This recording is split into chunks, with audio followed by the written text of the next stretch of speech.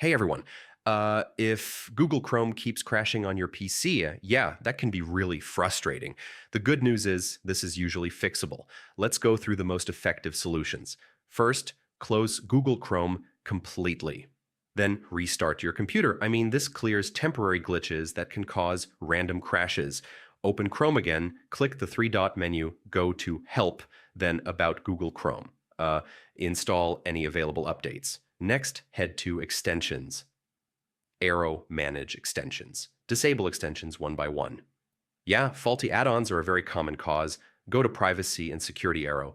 Clear browsing data. Select cached images and cookies, then clear them. Corrupted data can trigger crashes. Now open Settings, Arrow System. Try turning off Use Hardware Acceleration when available. GPU conflicts sometimes crash Chrome. If crashes continue, open Privacy and Security, then scan for harmful software. Malware can destabilize the browser. Still crashing? Go to Reset Settings, then Restore Settings to original defaults. Yeah, this fixes deeper configuration issues. If nothing works, uninstall Google Chrome from your PC, then reinstall it.